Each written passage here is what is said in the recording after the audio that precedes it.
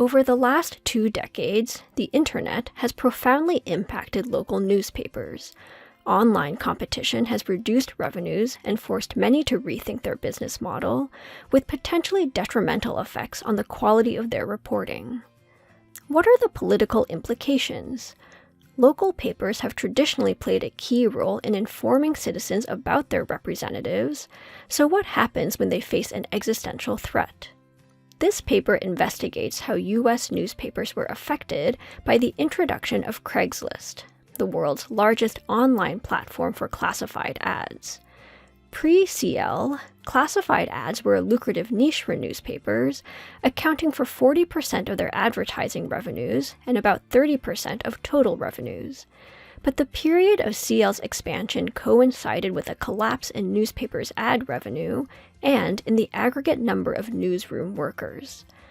To assess whether and how much the former contributed to the latter, the authors track CL's staggered expansion across U.S. counties between 1995 and 2009, and they examine how the entry of a local CL website affected the organization, editorial decisions, and content of local newspapers.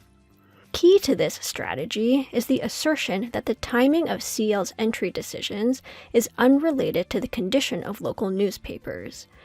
This is plausible as the company operates without a clear profit maximization strategy. With few exceptions, CL ads are free of charge, and most local websites do not generate any profit. Moreover, according to its founder, the company's entry into new locations was primarily determined by market demographics and the quality of local broadband internet, but was otherwise idiosyncratic. Consistent with this, the timing of CL's entry into a local market is not correlated with the characteristics of local newspapers once population and the quality of the local internet connection are accounted for. So what happens when CL enters? First, there is substantial take-up.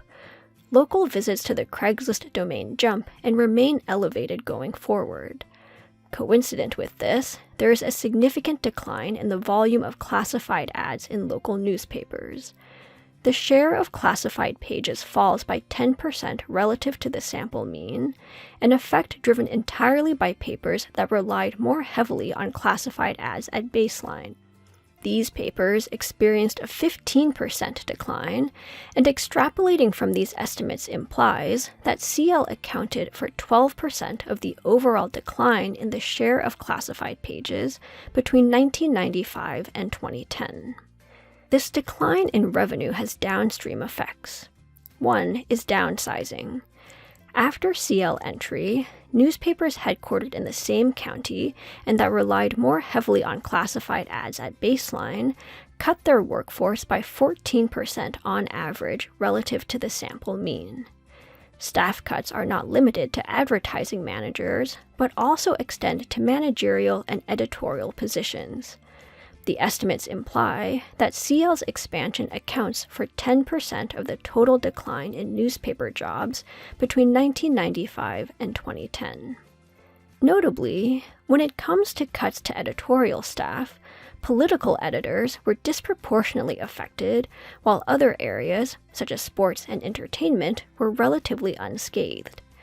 This is consistent with a model in which political reporting is especially costly for newspapers, as it requires both staff with expertise and time for investigative activities. While the revenue from classified ads generally cross-subsidizes these costs, the entry of CL threatens this business model. A decline here forces a decline here.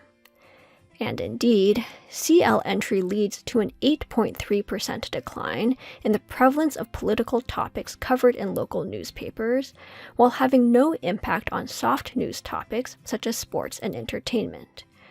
There is also a 12% decline in the coverage of local congressional representatives and candidates for congressional office, with a decline particularly pronounced in the run-up to primary elections. Readers respond to these changes in content. Post-CL, affected newspapers experience a 4% decline in circulation per capita, with the drop driven by readers interested in general news rather than those likely to read the classified ad section. It also does not appear to be the case that the decline in newspaper readership is compensated by increased news consumption online. Together, these results trace a chain of events instigated by CL's entry that ultimately leads to citizens having less exposure to local political reporting. In terms of consequences, there is no significant effect on local voter turnout, but there is a decline in split-ticket voting. That is, in voting for candidates from different political parties on the same ballot.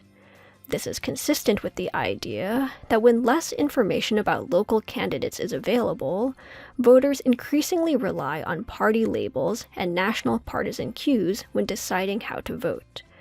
This can be especially problematic in primary elections, where voters must distinguish between candidates who all share the same party label. And in fact, there is some evidence that post-CL, ideologically extreme candidates in House elections are more likely to enter and have better electoral outcomes. Having less information appears to reduce citizens' ability to discriminate between extreme and moderate candidates. Thus, this paper shows how the mounting pressures faced by local newspapers shape political outcomes. While the focus here is on congressional politics, the same dynamic likely applies to more local political issues, which rely even more heavily on local news coverage. To read more on this topic, you can check out the paper's references to other related work. This includes research on advertising shocks in the news business and the Internet's impact on incumbent media and electoral politics.